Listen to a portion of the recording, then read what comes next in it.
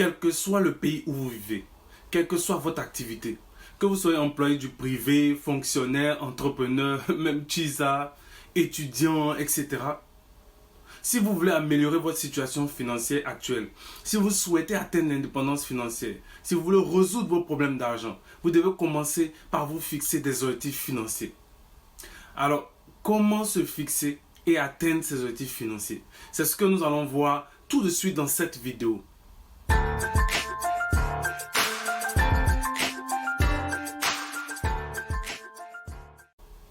Salut, Ange Brice Niaba. J'aide les individus à développer la mentalité et les connaissances nécessaires pour épargner, gérer et fructifier leur argent. Si vous êtes nouveau ici, abonnez-vous dès maintenant pour ne rater aucune vidéo. Comment se fixer et atteindre ses objectifs financiers? Y a-t-il un objectif financier important que vous aimeriez atteindre cette année? Nous venons d'entamer l'année 2023. Il y a des personnes qui répondront par l'affirmative. Oui, bien sûr. Mais la majorité des gens n'ont pas d'objectif financier. Je crois que c'est plus par ignorance. Parce que déjà, pour se fixer un objectif financier, il faut savoir ce que c'est. Un objectif financier, c'est simplement ce qu'une personne veut atteindre concernant ses finances personnelles. Un objectif financier permet de savoir quelle action nous devons entreprendre, quelle action nous devons prendre, et nous donne la motivation nécessaire pour y arriver. Alors, je vois déjà quelqu'un se dire, mais pourquoi définir un objectif? Pourquoi avoir des objectifs financiers? C'est un bon moyen de prendre le contrôle de notre vie financière. C'est avoir des objectifs clairs qui nous donneront une vision à court, moyen, long terme de nos finances personnelles. Quels sont vos objectifs? Car l'argent est juste un outil pour atteindre vos objectifs de vie. Est-ce mettre votre famille à l'abri du besoin et laisser un héritage aux enfants de vos enfants? Est-ce économiser de l'argent tous les mois? Est-ce avoir assez d'argent pour investir? Est-ce emprunter de l'argent? Est-ce rembourser vos dettes? Augmenter vos revenus? Je sais pas moi, devenir, vivre la vie dont vous avez toujours rêvé, devenir indépendant financièrement? Faire de bonnes œuvres? Alors, si ces objectifs font partie de ce que vous voulez faire en ce début d'année 2023, voici quelques conseils pour vous aider à vous fixer de bons objectifs financiers. Première chose à faire, faites un état des lieux.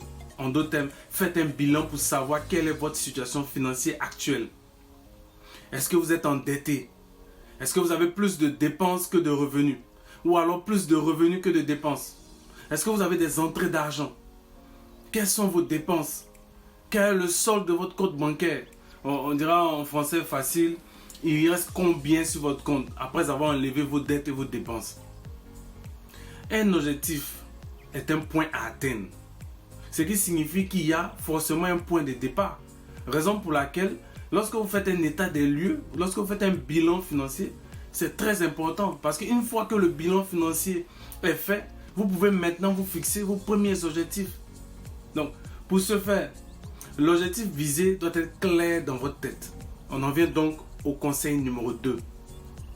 Fixer une somme et un délai. Il faut juste répondre à 2 questions. Quel est le montant que je veux atteindre? Quel est le montant que je veux gagner? Et à quelle échéance? Par exemple, un entrepreneur qui dit je veux me verser un gros salaire d'ici la fin de l'année. Ça n'a rien de concret. C'est pareil pour une personne qui dit je dois épargner. Ça ne veut rien dire. Par contre, si vous dites je dois épargner 1500 € ou 1 million de francs CFA d'ici le 31 décembre 2023.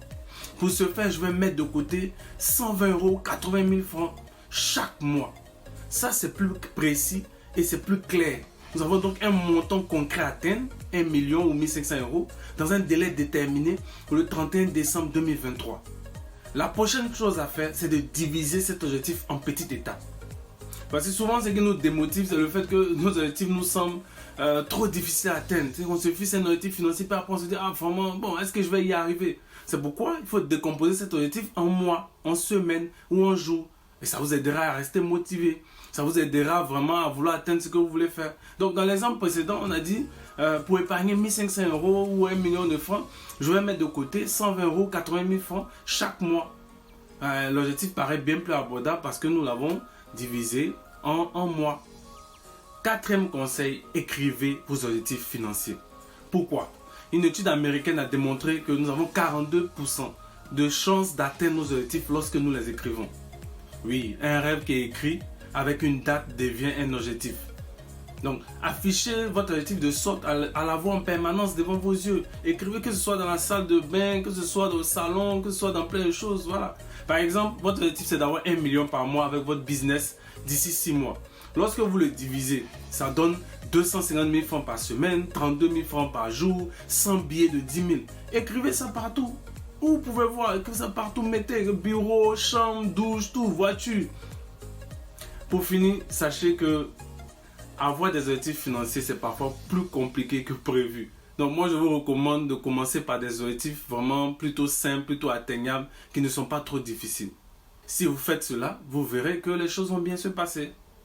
Merci d'avoir regardé cette vidéo. Si vous connaissez d'autres moyens d'atteindre ces objectifs financiers, mettez vos réponses dans les commentaires. Et surtout, n'oubliez pas de vous abonner. À bientôt.